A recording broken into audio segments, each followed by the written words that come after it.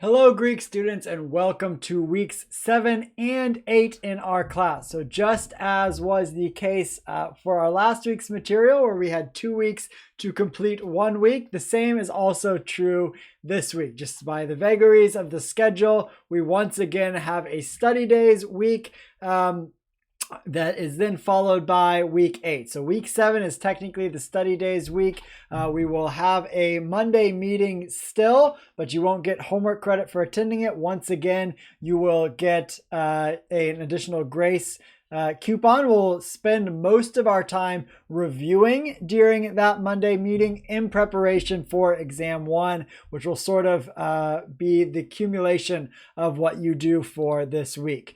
So that's the main, the big item for the week is that we have an exam that's due over this 2-week period, but we are still introducing and tackling other lessons from Black's grammar. So as to what we're doing, new topics we're addressing, we're going to introduce the present middle indicative and the present passive indicative. The good news is that these have the exact same forms.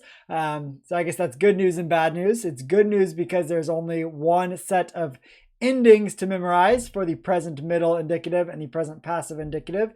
The bad news is that you still have to figure out in a sentence whether a verb is present middle indicative or present passive indicative. And you do that by the context of the sentence. We'll talk more about that in the videos themselves. We're also going to look at the perfect middle and passive indicative, like the present middle and passive. The perfect middle and the perfect passive indicative use the same forms for the different voices, for the middle voice and the passive voice. So again, good news is that there's not different forms, less to memorize. Bad news, you have to figure out, based on your translation of a sentence, whether a verb is middle or passive.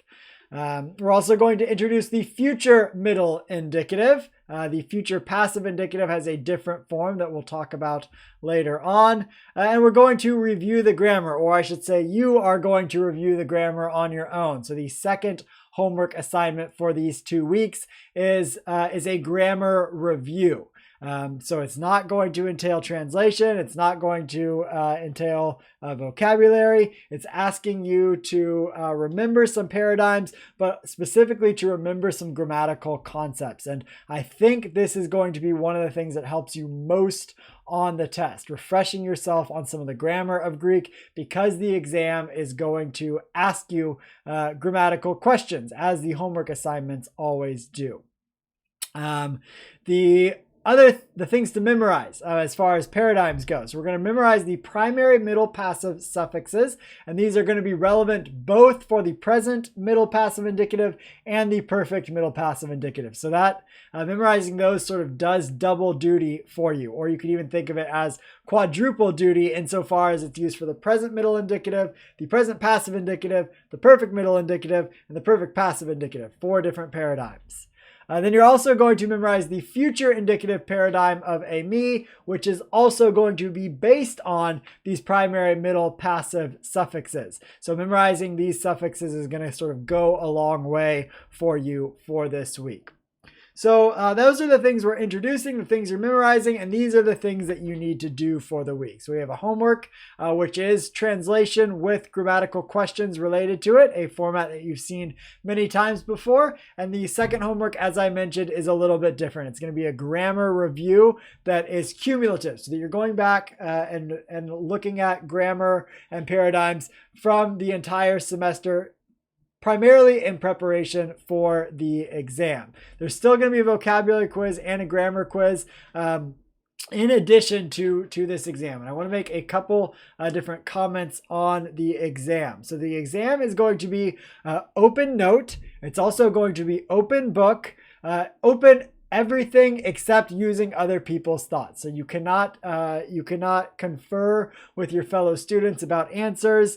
You cannot confer with all of your friends who know Greek so well to get answers. So the only thing that I ask is this be your own work. And the reason that it's open book and the reason that it's open note is that I don't want your grade to be dependent solely on your memorization for this. You have already memorized a lot in this class and you will continue to do so. But what the exam is really looking at is your ability to engage the grammatical questions of Greek and to engage the translation of Greek, which is primarily what you'll be using Greek for in the future. So I want you to be able to use the resources that you have and learn to use them well.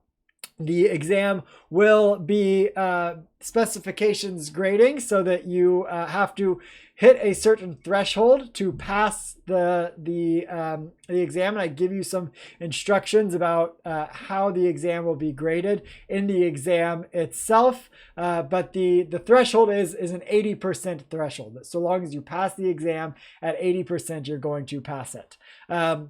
And one more comment related to the exam and also related to homework number 2. So what I would advise you to do, what I think is going to be best for your learning and best for your preparation for the exam, is to attempt to do all of homework number 2 first without any reference at all to your book. So try and answer every single question without looking at your Black's grammar at all, without looking at any of your notes, and see what you can do. And even if you make guesses and you get things wrong, as I've said a million times before, that's a good thing. That's going to help you learn. So fill it out in its entirety without looking at anything, and then go back and self-correct by looking at the Black grammar and looking at the notes. And then finally, after you've done those things, go ahead and watch the answer video for the review, where I'll make some comments on some of the questions and of course provide you with the right answers as well.